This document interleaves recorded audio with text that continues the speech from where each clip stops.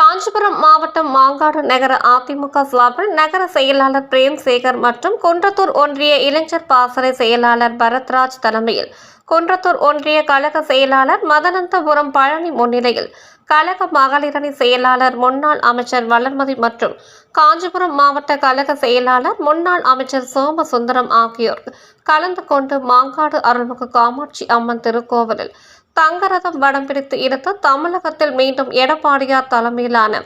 அனைத்திந்திய அண்ணா திமுக ஆட்சி அமைய சிறப்பு வழிபாடு செய்தனர். இந்நிகழ்ச்சியில் அனைத்து உலக எம்ஜிஆர் மன்ற இணை செயலாளர் காஞ்சி பன்னீர்செல்வம், கழக அமைப்பு செயலாளர்கள் வாலாஜாபாத் கணேசன், மைதிலி, திருநாவுக்கரசு, மாநில இளைஞரணி இணை செயலாளர் சத்யா, மாநில கலைப்பிரிவு துணை செயலாளர் டில்லி பாபு, மாவட்ட கழக துணை செயலாளர் ரேவதாட்சாயணி சுந்தர்ராஜன், மாவட்ட மாணவரணி செயலாளர் திலக்குமார், குன்றத்தூர் நகர கழக செயலாளர் அலெக்சாண்டர், ஒன்றிய கழக அவைத்தலைவர் கண்ணன், குன்றத்தூர் ஒன்றிய துணை செயலாளர்கள் சந்திரா ராமச்சந்திரன், கற்பகம் சுந்தர், சிஎம்ஆர் குமார் உள்ளிட்ட திரளான கட்சி நிர்வாகிகள் கலந்து கொண்டு மாங்காடு காமாட்சி அம்மனை வழிபட்டனர்.